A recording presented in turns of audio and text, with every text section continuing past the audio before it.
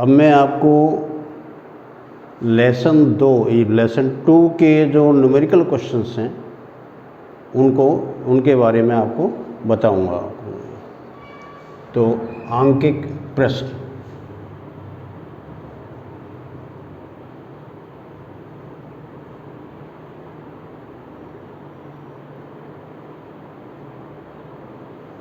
Numerical questions.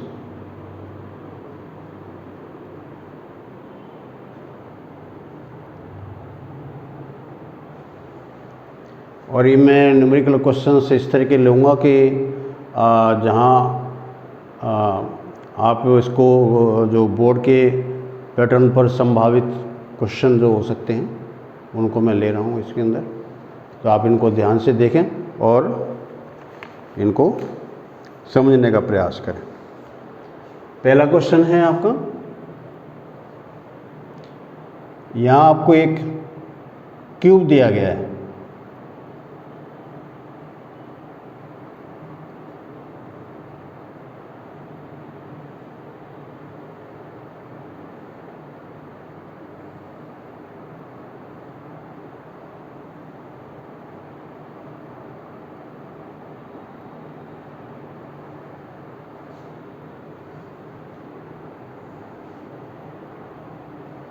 ये इसका मूल बिंदु है, ये एक्स अक्ष, ये वाई अक्ष और ये जेड अक्ष। यहाँ आपको इलेक्ट्रिक फील्ड दिया हुआ है, इलेक्ट्रिक फील्ड ई। आपको निकालना है कि इस पृष्ठ से कितना विद्युत फ्लक्स पास होगा। तो आपको दिया गया है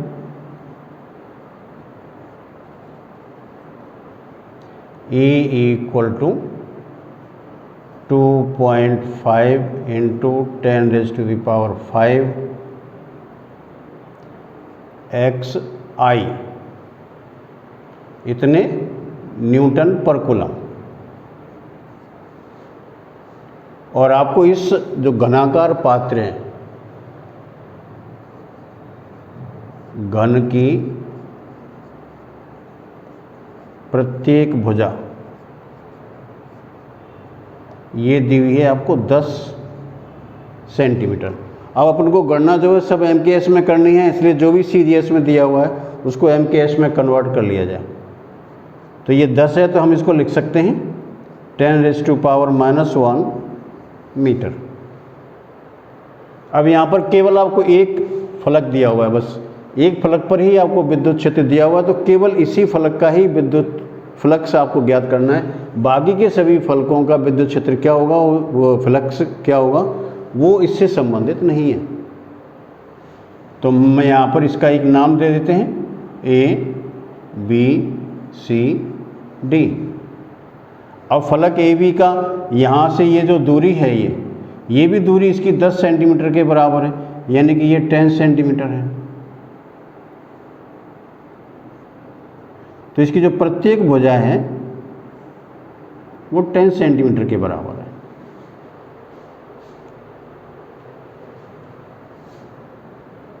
तो हम मान लेते हैं कि ये जो भुजा है 10 सेंटीमीटर, हम इसको A से रिप्रेजेंट कर लेते हैं।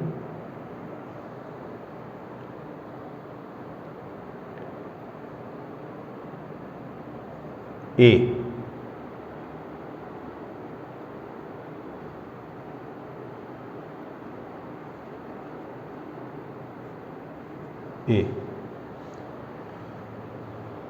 ये केवल x दिशा के अंदर है, तो यहाँ पर अपन को x का ही लेना है इसके अंदर, और कुछ नहीं लेना।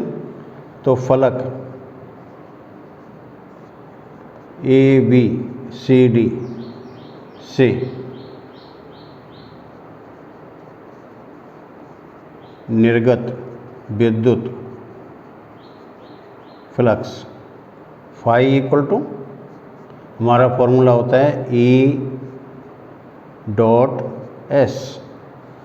S क्या है, इस पृष्ठ का क्षेत्रफल। तो क्षेत्रफल की डायरेक्शन भी x दिशा के अंदर ही होगी, इसलिए ये = E.S कॉस थीटा, और कॉस थीटा का मतलब इसमें ये एक ही दिशा के अंदर है तो कॉस 0। अब इसमें ई और एस का मान अपन रख देंगे और सीधा ही फाई का मान इसमें निकाल देंगे। तो ई फाई इक्वल टू, ई का मान ये दे रखा है आपको 2.5 इंटू 10⁵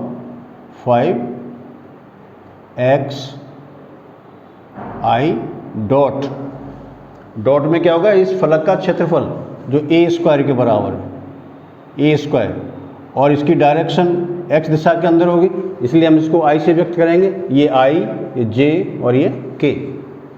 तो ये इक्वल टू, अब यहाँ पर ये जो x है, इस x का मान इस भुजा की लंबाई होगी, क्योंकि इस फलक की यहाँ से दूरी x a के बराबर है।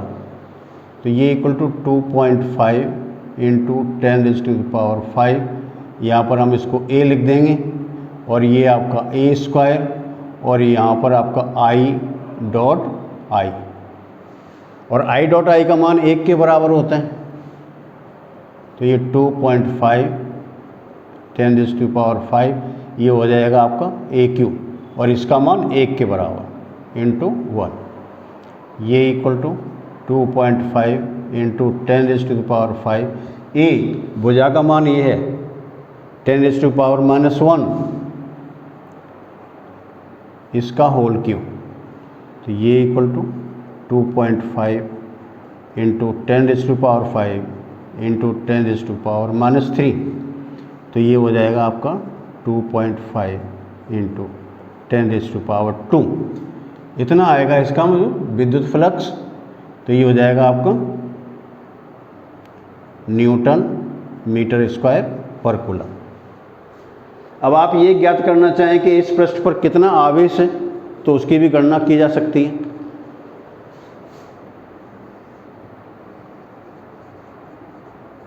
पृष्ठ पर आवेश Q equal to phi into epsilon. Gauss के नियमानुसार फाई का मान अपन ने ये निकाल लिया है 2.5 इंटू 10⁻², और इसका मान रख दें 8.85 इंटू 10⁻⁻12। सो ये इक्वल टू, इसका गुणा कर लें 25 पंजे 125, 12 25 अट्ठे 212, 212, 212 का 2 21, और ये 221, और 3 के बाद हम यहाँ पॉइंट लगा देंगे, ये हो जाएगा 10⁻⁻10। 12 में से 2 कम कर दें -10। अब इस पॉइंट को 2 के पास में ले आवें इस वाले के, तो ये 2.2125 इंटू 10⁻⁻9 कूलम, ये इक्वल टू Q। तो यानी कि हमने इस पृष्ठ से संबंधित फ्लक्स भी निकाला और इसमें कितना आवेश हो सकता है उसकी भी गणना की है।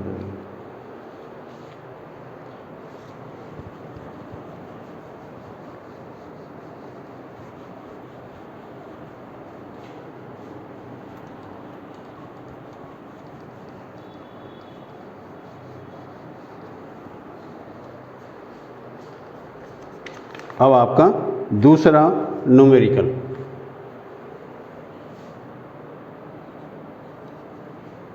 आपको यहाँ पर एक अर्धगोला दिया हुआ है। ये इस अर्धगोले पर ये विद्युत क्षेत्र दे रखा है इस तरीके से।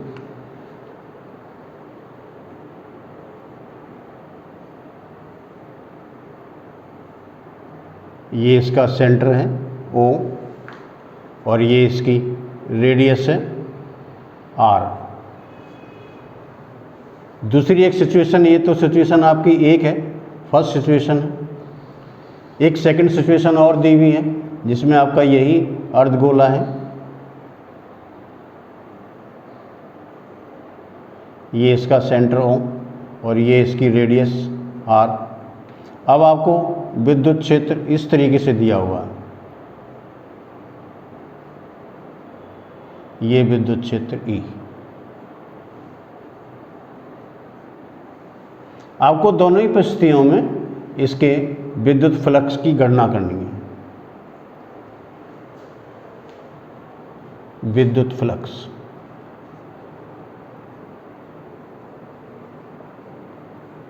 ये क्या होगा इसमें जो दोनों के अंदर।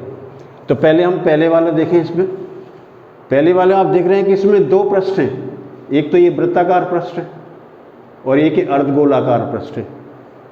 और मैंने आपको बताया था कि जो इनका अविलंब होता है वो हमेशा पृष्ठ के लंबवत होता है।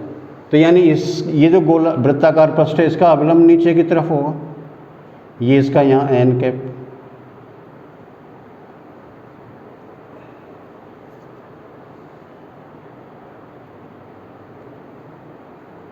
और इसका भी जो अविलंब होगा, ये जो पृष्ठ दिखाया गया है इसका भी अविलंब ऊपर की तरफ होगा, एन कैप।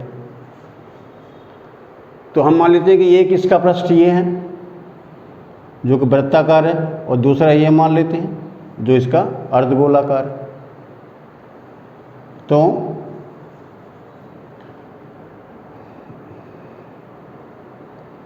विद्युत फ्लक्स इसका देखें, दोनों का ही देखेंगे इसके अंदर। तो पहला जो पृष्ठ दे रखा है इसका हम देखेंगे इसमें, तो इसका विद्युत क्षेत्र E डॉट ds, ये कौन से पृष्ठ के लिए, S1 पृष्ठ के लिए, प्लस E डॉट ds ये दूसरे पृष्ठ के लिए जो कि इसका वृत्ताकार पृष्ठ है, अर्धगोलाकार। तो इसमें हम देखें तो E ds। अब इसमें ये देख रहे हैं कि ये विद्युत क्षेत्र इस तरीके से, अविलंब इसका इस तरीके से, तो ये जो कोण बन रहा है वो 90 डिग्री का है। तो cos 90 equal to E ds। इसमें भी देखें अविलंब इस तरीके से, ऐसे इसका ये विद्युत क्षेत्र है, यहाँ पर भी जो कोण बन रहा है वो 90 डिग्री का है, तो ये cos 90। तो ये इक्वल टू 0, ये इक्वल टू 0, तो ये इक्वल टू 0। तो ये फ्लक्स फाई इक्वल टू 0। तो यानी पहले वाले केस में जो विद्युत फ्लक्स का मान होगा वो 0 के बराबर होगा। अब हम दूसरे वाले केस में देखते हैं। दूसरे वाले केस में क्या है भाई, इसका अविलंब इस तरीके से है और इसका भी अविलंब जो यहाँ पर होगा वो इस तरीके से। तो इसका जो अविलंब है वो तो विद्युत क्षेत्र की दिशा में है, लेकिन इसका अविलंब है जो विद्युत क्षेत्र के विपरीत है। तो यहाँ पर अगर हम इसमें फ्लक्स निकालना चाहें, इसमें दूसरे केस में, तो इसमें फाई इक्वल टू, इसको पृष्ठ S1 मान लो और इसको पृष्ठ S2 मान लो। Phi equal to E dot ds, ये पृष्ठ S1 plus E dot ds, ये पृष्ठ S2। तो पहले वाले में देखें S1 वाले में तो E ds cos 180 डिग्री क्योंकि विपरीत है, और इसमें देखें E ds cos 0 डिग्री क्योंकि यहाँ अविलंब विद्युत क्षेत्र के समानांतर है। ये आपका E ds ये वृत्ताकार है, तो वृत्ताकार का क्षेत्रफल पाई r स्क्वायर, 180 का मान -1 के बराबर होता है जो ये, तो ये आपकी -1 प्लस E इंटू, ये अर्धवृत्ताकार है तो अर्धवृत्ताकार का क्षेत्रफल जो होगा वो अर्धगोलाकार, तो ये 2 pi r square into cos 0 का मान 1 के बराबर, ये equal to minus E into pi r square plus E into 2 pi r square. इसमें से इसको घटा दें तो ये आ जाएगा आपका E into pi r square, ये इक्वल टू फ्लक्स। तो जो दूसरा वाला केस है उसमें फ्लक्स का मान इतना होगा और जो पहले वाला केस है उसमें फ्लक्स का मान 0 के बराबर होगा। तो इस तरह से इनके नॉर्मल ज़रूर आपको पता होना चाहिए और नॉर्मल से विद्युत क्षेत्र की डायरेक्शन लेते हुए आप इसका मान निकालें तो इसमें फ्लक्स निकालने में आसानी होती है। तो ये है इसका दूसरा क्वेश्चन।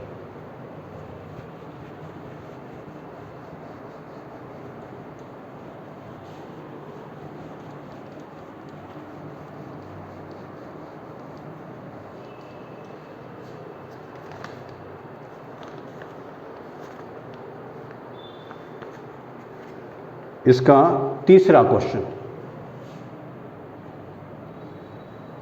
आपको एक घन दिया हुआ है और घन में आवेश रखा हुआ है, तो आवेश की अनेक परिस्थितियाँ हो सकती हैं इसके अंदर। जैसे ये एक घन है,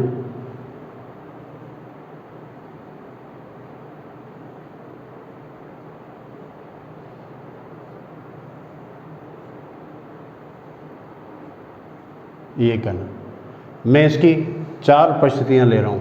पहली परिस्थिति ये है इसकी, इसमें आवेश इसके केंद्र पर है, क्यों। दूसरे में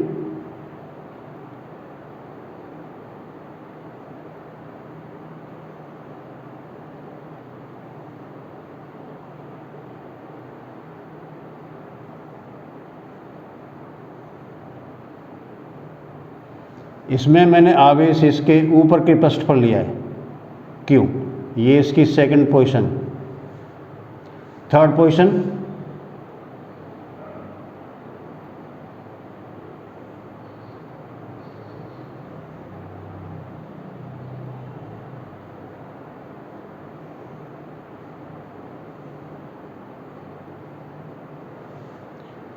में मैं इसके यहाँ पर एक भुजा पर ले लेता हूँ। सपोज करो कि ये एक भुजा है, इस भुजा पर आवेश क्यों रखा हुआ है, ये इसकी थर्ड पोजीशन। फोर्थ पोजीशन,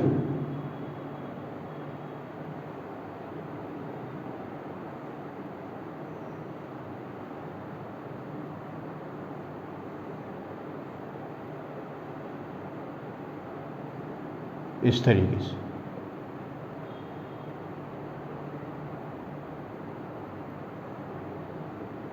और फोर्थ पोजीशन में मैं इसके किसी भी एक कॉर्नर पर ले लेता हूँ। सपोज करो कि ये एक कॉर्नर है और इस कॉर्नर पर आवेश क्यू है, ये है इसकी फोर्थ पोजीशन। तो 4 स्थितियाँ हैं। पहली स्थिति में आवेश घन के अंदर है, दूसरे में आवेश घन के पृष्ठ पर है, तीसरे में आवेश घन की भुजा पर है, और चौथा में जो आवेश है वो इस घन के एक कोने पर रखा हुआ है। अब हम इस पहले वाले केस को देखते हैं। तो पहले वाले केस को देखें तो देखते ही ये पता चलता है कि ये आवेश क्यू इस पूरे घन द्वारा क्लोज है। क्लोज है इसका मतलब ये है कि इससे जो विद्युत क्षेत्र रेखाएं होंगी वो सारे पृष्ठों से पास होंगी। इसलिए गाउस के नियमानुसार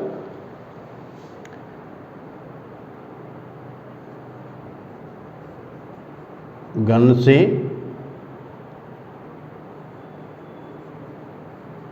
संबद्ध विद्युत flux phi equal to Q upon epsilon, Gauss के नियमानुसार।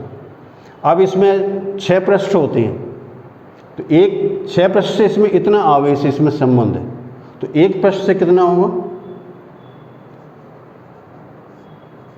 घन के एक पृष्ठ से विद्युत फ्लक्स फाई इक्वल टू, इसका 1/6 कर दें तो वो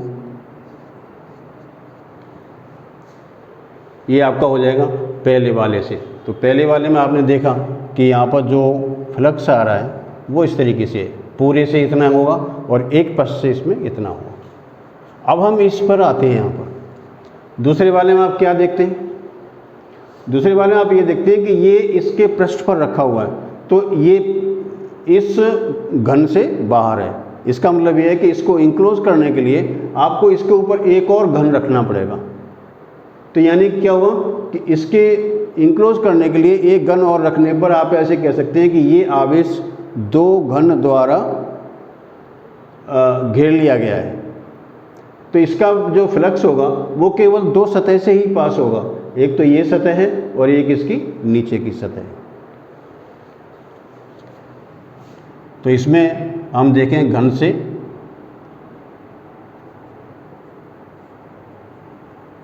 विद्युत फ्लक्स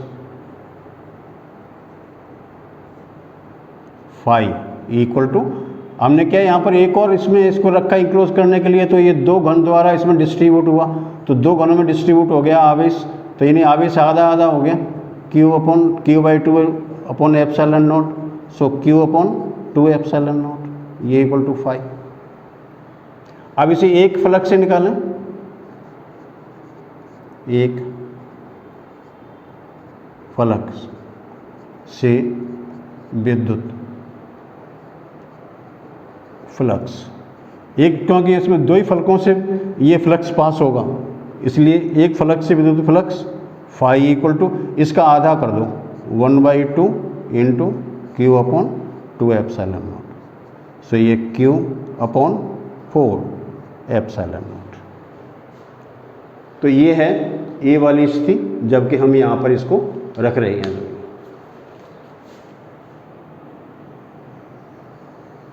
अब हम इसकी आते हैं थर्ड पोजीशन पर। थर्ड पोजीशन पे क्या है, एक भुजा पर रखा हुआ है, तो इसको इंक्लोज करने के लिए आपको 3 घन और रखने पड़ेंगे, एक तो इधर की तरफ, एक इसके ऊपर की तरफ, और फिर इसके ऊपर एक और। तो एक यहाँ रखा, एक इसके ऊपर एक और रखा, तो ये 3 तो आपने ऊपर रख दिए, और एक ये खुद इसमें घन है, तो ये 4 हो गए जो ये। इसका मतलब ये है कि ये आवेश 4 घनों द्वारा इंक्लोज किया जाएगा। तो यानी कि आपने ऐसे कह सकते हैं कि इस आवेश को आपने 4 भागों में डिवाइड कर दिया। तो इस स्थिति में अगर हम देखें विद्युत फ्लक्स,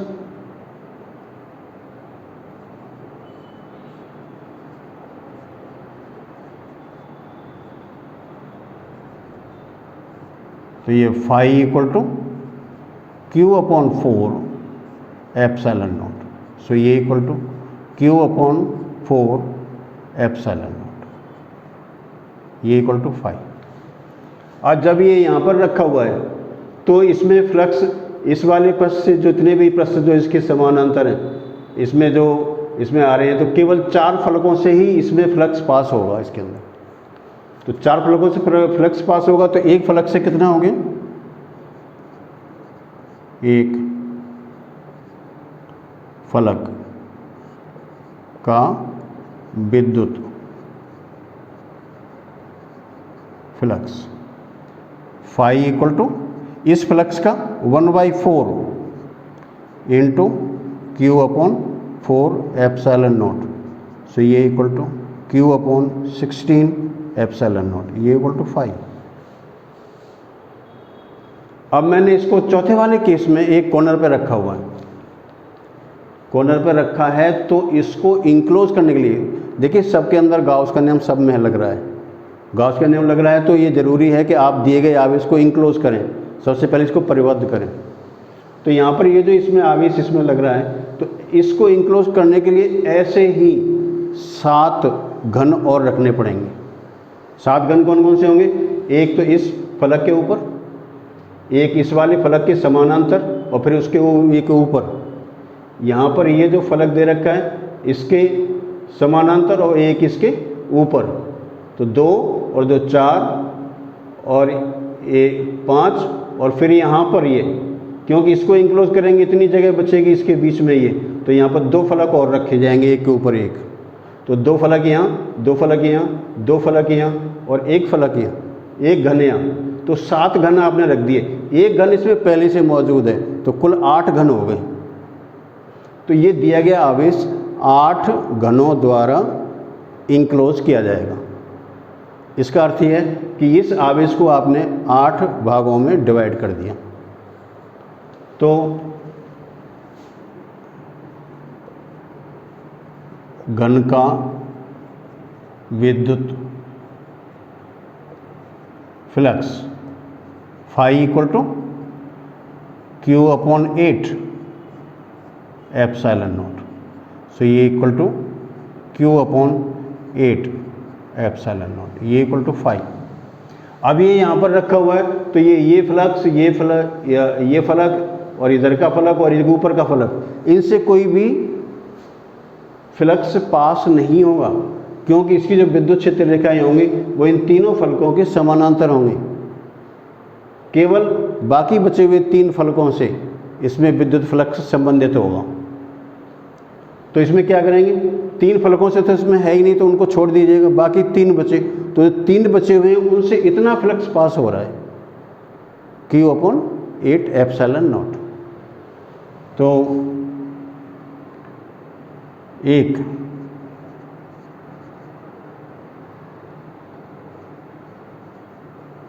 फलक का विद्युत फ्लक्स फाई इक्वल टू, इसका 1/3 कर दें, 1/3 into Q upon 8 epsilon naught. So ये equal to Q upon 24 epsilon naught, ये इक्वल टू 5। तो आप देख रहे हैं कि प्रत्येक केस में आवेश की स्थिति के अनुसार फ्लक्स अलग अलग है।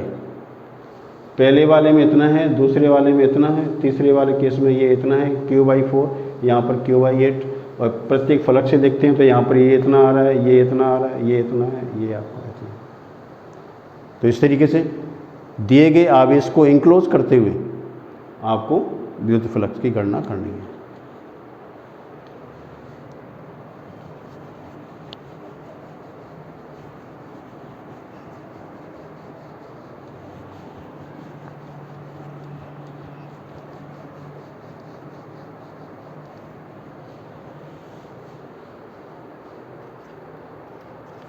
आपका चौथा एग्जाम्पल,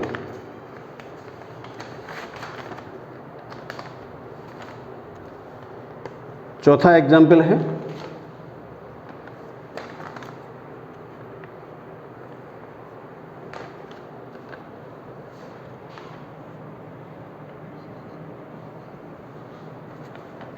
दो समांतर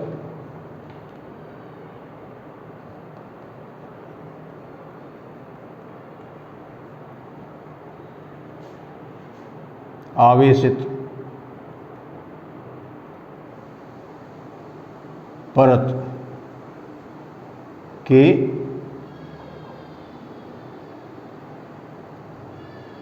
बीच में तथा बाहर विद्युत क्षेत्र की तीव्रता।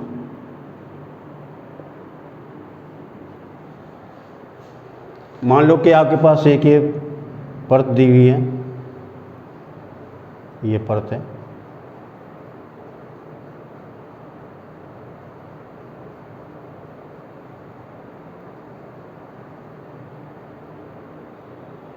दूसरी एक परत आपको यहाँ पर दी गई है,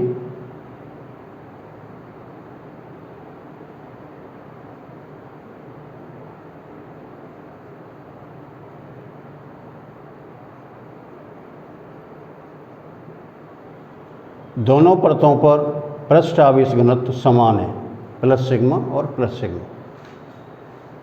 ये जो शीट है यहाँ पर आपने ली है, ये हम इसको मान लेते हैं AB और इसको मान लेते हैं CD। इसके अंदर ये पॉइंट है P, इसके बाहर यहाँ पर पॉइंट P1 और इधर की तरफ ये है पॉइंट P2। इसका जो इलेक्ट्रिक फील्ड है AB शीट का, E1 equal to sigma upon 2 epsilon naught, और इसका है E2 equal to sigma upon 2 epsilon naught. अचालक परतें हैं, अचालक परतों के कारण हम जानते हैं कि विद्युत क्षेत्र का मान इतना होता है। तो यहाँ पर ये पॉजिटिव है, तो हम इसके अंदर के बिंदु पर देखें पहले। तो अंदर के बिंदु पर हम देखते हैं तो ये आपको इस तरीके से होगा। इस शीट AB के कारण विद्युत क्षेत्र इस तरीके से E1, इसके बाहर की तरफ, यहाँ पर ये पॉजिटिव चार्ज है तो इसके कारण इधर की तरफ E2। अब इसके हम यहाँ पर देखें तो इस शीट AB के कारण ये इस तरीके से होगा E1, और दूसरी शीट के कारण इस तरीके से होगा E2, यानी बाहर की तरफ। यहाँ P2 पर देखें तो इस शीट के कारण विद्युत क्षेत्र इस तरीके से E1, और इस शीट के कारण देखेंगे तो ये इस तरीके से E2। तो स्थिति क्लियर है। अंदर इसके भीतर जो पॉइंट P है, P1 और P2 है, तो आप इस पर रेडीली ये देख सकते हैं कि ये विद्युत क्षेत्र कहाँ तो समांतर है और कहाँ प्रति समांतर है। तो इसके बिंदु P पर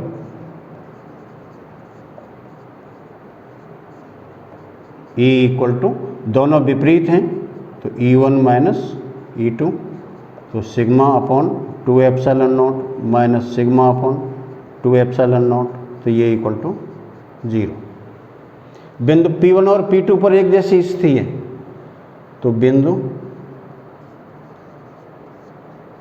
P1 या P2 पर E equal to E1 plus E2, तो आप यहाँ से क्या देख रहे हैं कि E equal to sigma upon 2 epsilon naught plus sigma upon 2 epsilon naught, तो ये equal to sigma upon epsilon naught, ये इक्वल टू E। तो यहाँ पर जो विद्युत क्षेत्र होता है इसके भीतर, प्लेटों के भीतर विद्युत क्षेत्र का मान 0 होगा, लेकिन प्लेटों के बाहर P1 और P2 पर विद्युत क्षेत्र का मान इतना होगा। यानी कि अगर हम यहाँ पर कोई आवेश रख देते हैं तो ये फ्री होगा, इस पर कोई बल नहीं काम करेगा, इंडिपेंडेंटली मूव करेगा ये। और यहाँ पर अगर हम इसमें रख देते हैं तो इस पर विद्युत क्षेत्र काम करेगा, तो ये आवेश मूव करेगा इसमें, तो यहाँ पर आवेश पर कोई बल कार्य नहीं करेगा। ये तो मैंने स्थिति ले ली तब जबकि दोनों पर पृष्ठ आवेश घनत्व समान है और एक जैसे हैं, दोनों ही पॉजिटिव अथवा दोनों ही नेगेटिव भी होते, तब भी हम इसमें सिर्फ ये डायरेक्शन बदल जाती, ये बाहर की तरफ जाने की बजाय अंदर की तरफ हो जाती, ये बदल जाती डायरेक्शन, ये इधर हो जाती, ये इधर हो जाती, और ये यहाँ पर हम देखते तो ये अंदर की तरफ इस तरीके से ऐसे। तो इससे इस फील्ड पर कोई असर नहीं पड़ेगा, ये फील्ड ऐसा का ऐसा ही रहेगा। तो ये इसकी है पहली स्थिति। दूसरी स्थिति हम इसकी लेते हैं। दूसरी स्थिति में क्या है कि ये आपके पास सीट है,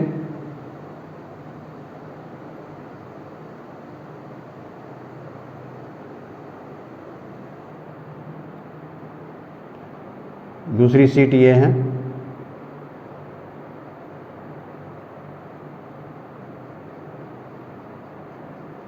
अब हम यहाँ पर एक प्लस सिग्मा और दूसरी माइनस सिग्मा, यहाँ पर ये पॉइंट P1 पॉइंट P, यहाँ पॉइंट P1, यहाँ पर पॉइंट P2, इसके कारण विद्युत क्षेत्र E1 equal to sigma upon 2 epsilon naught, इसके कारण भी E2 equal to sigma upon 2 epsilon naught. अब हम यहाँ पर देखें विद्युत क्षेत्र इस जगह पर, तो इसके कारण जो विद्युत क्षेत्र होगा वो इस तरीके से होगा, E1, ये ऋण आवेशित है तो ये इस तरीके से प्लेट की ओर। यहाँ पर देखें तो पहली सीट है जो ये प्लस सिग्मा की सीट है, इसके कारण विद्युत क्षेत्र इस तरीके से होगा E1, और इसके कारण विद्युत क्षेत्र ऐसे आएगा E2। P2 पर देखें तो पहली जो सीट है उसके कारण विद्युत क्षेत्र इस तरीके से, दूसरी के कारण विद्युत क्षेत्र इस तरीके से, ये इक्वल टू E2। तो यानी ये स्थितियाँ इसकी जस्ट विपरीत हैं, जस्ट विपरीत है। यहाँ पर देखिए ये दोनों विपरीत हैं, यहाँ दोनों एक ही दिशा के अंदर हैं, यहाँ पर ये एक ही दिशा के अंदर है, लेकिन यहाँ पर ये दोनों विपरीत हैं। तो बिंदु P पर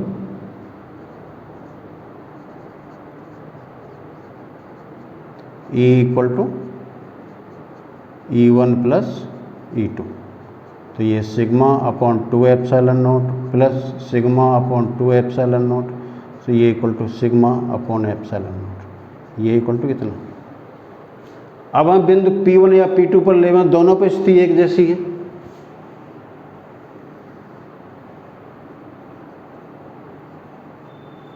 बिंदु P1 या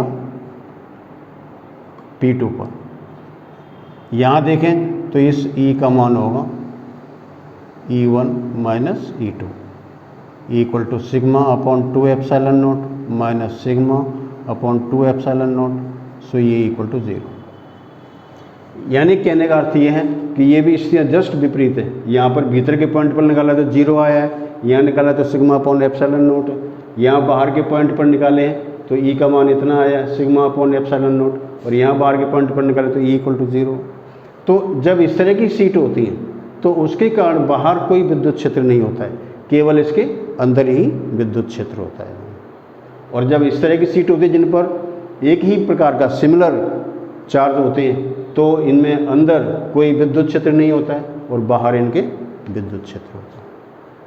तो ये है इसका चौथा न्यूमेरिकल क्वेश्चन। अब मैं आपको बता रहा हूँ इसका पांचवा न्यूमेरिकल क्वेश्चन।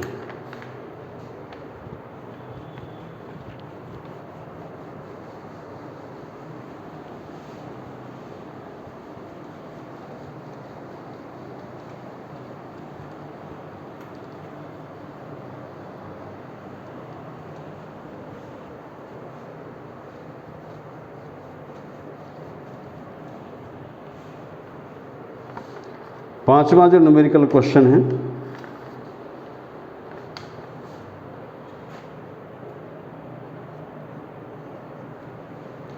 उसमें आपको ये है कि एक रेखीय आवेश घनत्व है λ1, दूसरा रेखीय आवेश घनत्व ये है λ2। प्रत्येक की लंबाई l के बराबर है। तो और λ1 पर जो इसका तार इनके बीच की जो दूरी है ये r के बराबर है। आपको ये निकालना है कि इसमें से किसी भी एक पर विद्युत बल कितना होगा।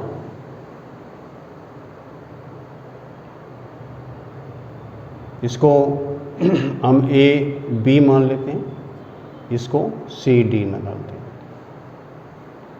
तो दो रेखीय आवेश घनत्व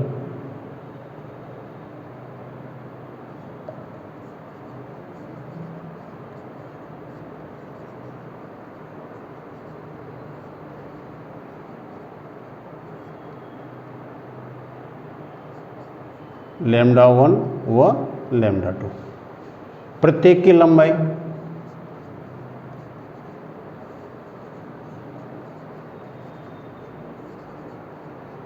ये L। आपको निकालना है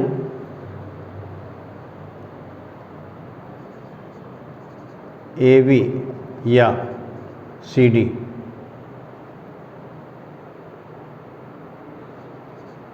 पर विद्युत बल F ये कितना होगा। बल की गणना करनी है। तो बल की गणना करने के लिए हम मान लो AB से स्टार्ट करते हैं।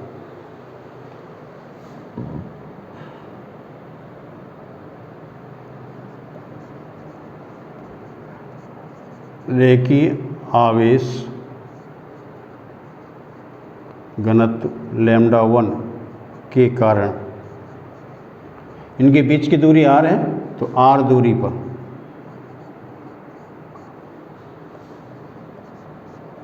विद्युत क्षेत्र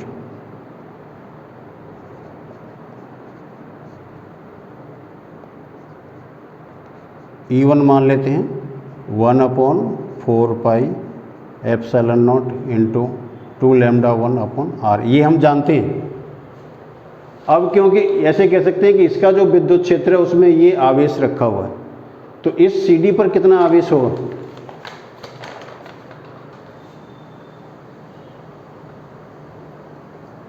CD तार पर आवेश हम इसको Q2 मान लेते हैं। Q2 equal to λ2 into L, लंबाई इंटू रेखीय आवेश। तो इस पर बल कितना काम करेगा। अतः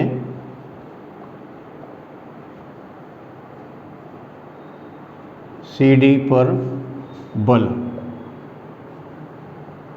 F इक्वल टू सिंपल इसका इलेक्ट्रिक फील्ड E1 इंटू आवेश Q2, क्योंकि इलेक्ट्रिक फील्ड ये है और आवेश इस पर इतने के बराबर है, तो ये equal to 1/4 pi epsilon naught into 2 λ1/r और Q2 का मान λ2 L। सो ये equal to 1/4 pi epsilon naught 2 λ1 λ2/r into L, ये इक्वल टू F। इतने न्यूटन बल इस पर कार्य करेगा। अब इसमें L का मान 1 कर दें तो इकाई लंबाई पर बल आ जाएगा। तो एक अंक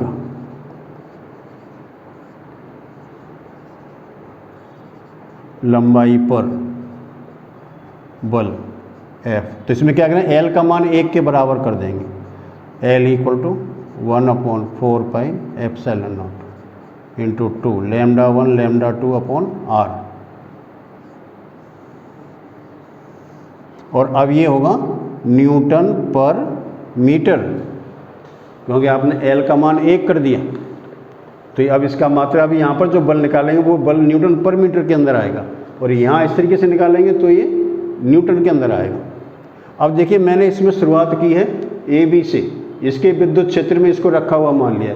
अब मान लो कि हम इसका उल्टा कर दें कि CD के विद्युत क्षेत्र में AB रखा हुआ है, तो CD के कारण यहाँ पर विद्युत क्षेत्र निकालेंगे, दूरी वही रहेगी, तो यहाँ पर क्या ले लेंगे, E2 ले लेंगे। यहाँ λ2 हो जाएगा, बाकी सब जो खत्म रहेगा। यहाँ आवेश निकालेंगे AB पर, तो ये Q1 मान लो, ये λ1 इंटू L। फिर यहाँ पर ये हो जाएगा E2 और ये हो जाएगा Q1, तो आपका ये λ2 और ये λ1, तो बाकी का आपका यही आ जाएगा। यानी कि शुरुआत किसी भी तार से की जाए, फॉर्मूले में कोई अंतर नहीं आएगा, फॉर्मूला एक जैसा रहेगा। तो ये है दो समांतर रखे रेखीय आवेश घनत्व पर विद्युत बल।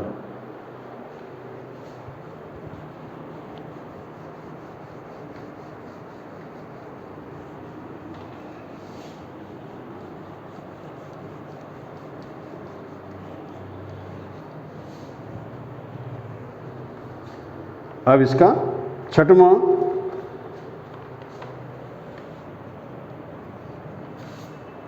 मान लिया आपको एक रेखीय आवेश घनत्व दिया गया है और उससे r दूरी पर एक आवेश है जो कि रेखीय आवेश घनत्व के चारों तरफ चक्कर लगा रहा है।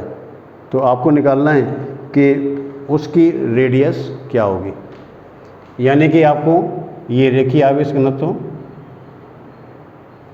लैम्डा, यहाँ पर एक आवेश है Q, और ये आवेश इस तरीके से चक्कर लगा रहा है।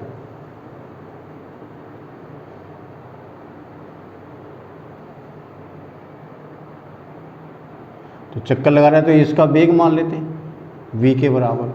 आपको ये निकालना है कि इसका ये r का मान कितना होगा। ठीक है। अब ये वृत्ताकार गति कर रहा है, यानी कि ये इस तरीके से मूव कर रहा है, जो इस तरीके से। तो वृत्ताकार गति के लिए हमेशा इस पर एक अवकेंद्री बल होता है। ये हम 11th क्लास में पढ़ चुके हैं कि जब कोई वस्तु को वृत्ताकार गति करती है तो उस पर एक अवकेंद्रीय बल कार्य करता है। लेकिन अवकेंद्रीय बल उसको कहाँ से मिलेगा, उसका क्या स्रोत होगा, ये भी हमें पता होना चाहिए। अभी यहाँ पर हम देखते हैं तो अवकेंद्रीय बल का स्रोत क्या हो सकता है, विद्युत बल, जो कि इस आवेशित तार के कारण होगा।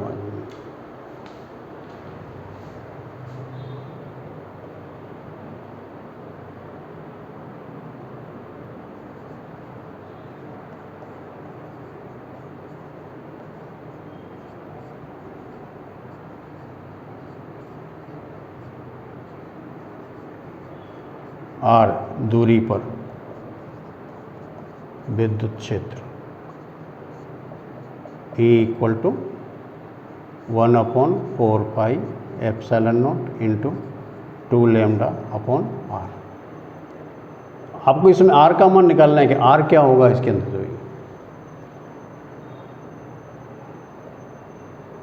आवेश क्यों,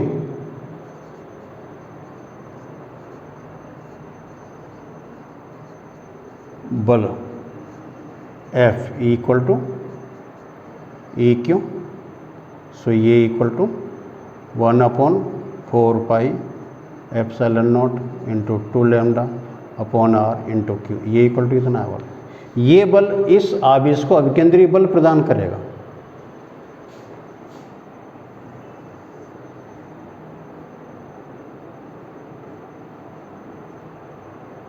यह बल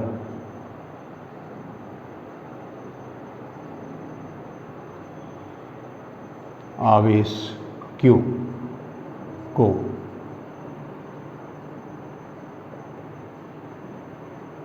अभिकेंद्री बल प्रदान करेगा। तो हम क्या करें भाई, ये जो बल है इसको अभिकेंद्रीय बल के बराबर कर दिया जाए। तो अभिकेंद्रीय बल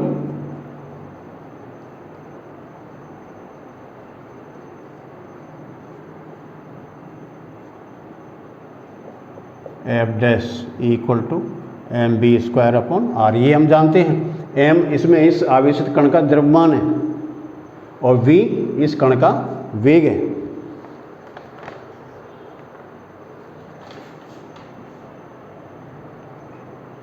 तो अतः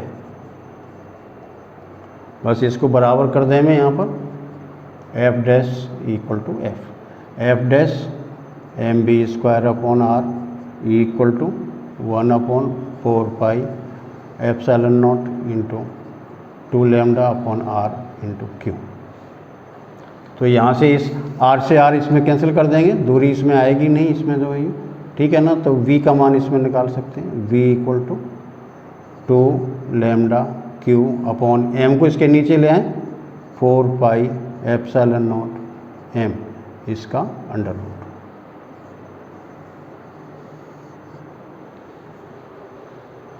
तो इसका वेग ज्ञात कर सकते हैं कि भाई आवेशित कण है वो इतने वेग से गति कर रहा है।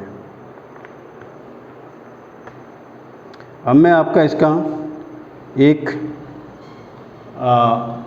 और इसका न्यूमेरिकल क्वेश्चन बताता हूँ। इसमें आपको अगर ये वैल्यूज सब मालूम हो तो वेग का मान निकाल सकते हैं, क्वेश्चन में दिया गया होगा इस तरीके का। तो मैं आपको एक थ्योरेटिकल बता रहा हूँ, न्यूमेरिकल में अगर कुछ दिया हो तो आप इसको निकाल लीजिएगा।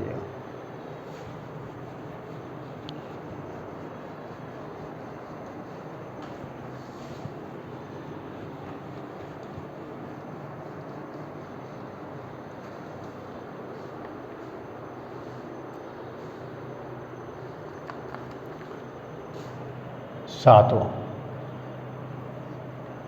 यहाँ पर एक रेखीय आवेश घनत्व दे रखा है लैम्डा हुआ लैम्डा, और यहाँ कोई आवेश है जो ये आवेश Q। इस आवेश Q को प्रक्षेपित किया जाता है इस तार AB की ओर, और इसकी इस तरीके से, और इस कण की जो गतिज ऊर्जा है वो K के बराबर है, कण की गतिज ऊर्जा।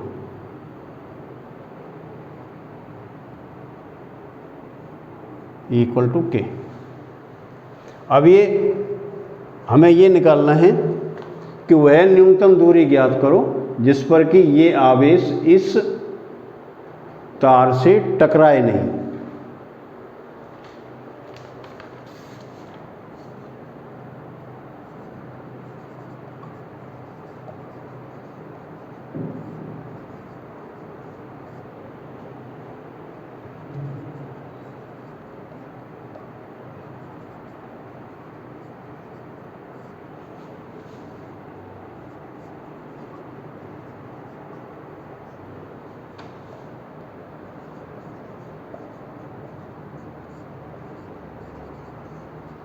ये आपको ज्ञात करना है, ये कितने हो सकता है इसके अंदर। और जब ये इधर की तरफ आ रहा है, इसकी गतिज ऊर्जा इसके इतने के बराबर है।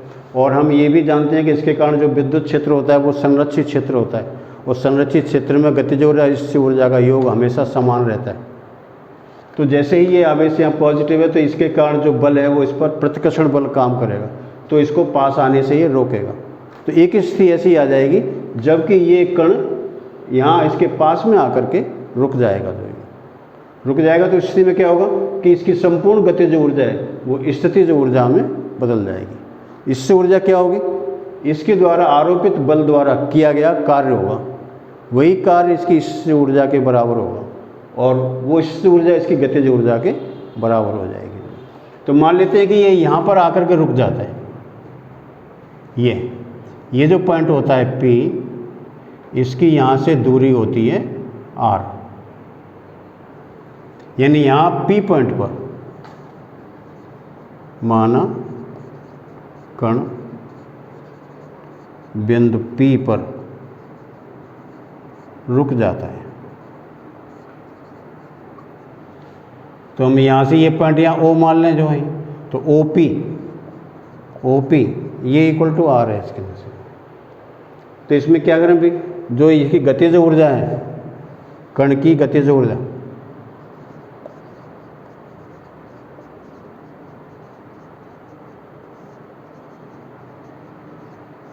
ये इक्वल टू के बराबर है। तो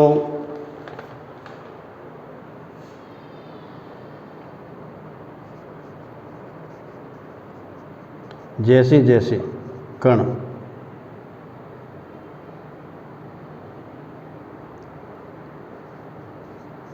तार AB के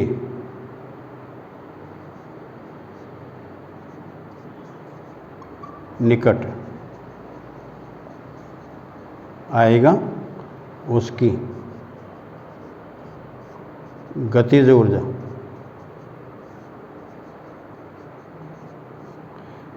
स्थितिज ऊर्जा में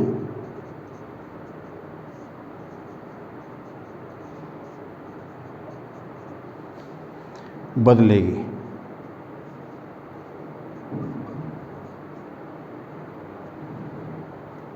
तो यानी हम ये निकालने के भी यहाँ पर बल द्वारा कितना कार्य किया जाएगा, तो स्थितिज ऊर्जा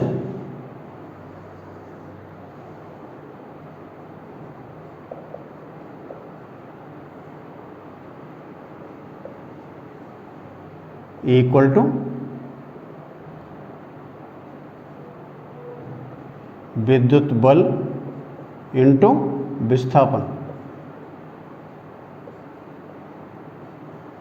विद्युत बल E इंटू क्यू, विस्थापन इसका R के बराबर है। E का मान 1/4 epsilon naught into 2 lambda upon R into ये R। इस R से R यहाँ पर काट देंगे इसमें से जो है, सो ये equal to U equal to 2 lambda upon 4 epsilon not.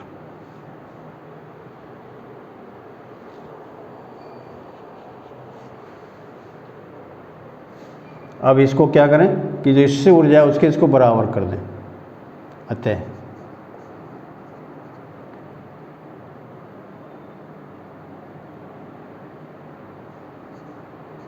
K equal to 2 lambda upon 4 epsilon naught, और K गतिज ऊर्जा है तो इसको ½ mv² equal to 2 lambda upon 4 epsilon naught. तो ये 4 है, इस 4 से ये यहाँ पर ये 4 कैंसिल हो जाएंगे। इसमें V का मान निकालना है। V equal to lambda upon pi epsilon naught into m इसका वर्गमूल। तो यानी कि ये तार से नहीं टकराए उसके लिए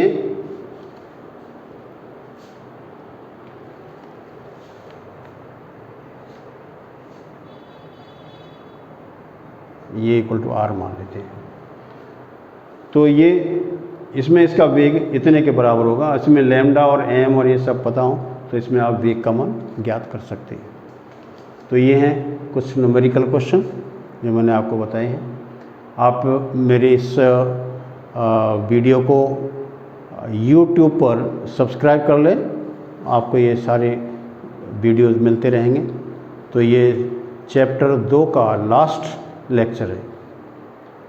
तो आप इस पाठ को अच्छी तरीके से पढ़ें, समझें और दूसरों को शेयर करें, अपने मित्रों को बताएं, सब्सक्राइब करें इसको। ज़्यादा से ज़्यादा स्टूडेंट्स को इसका बेनिफिट मिलना चाहिए।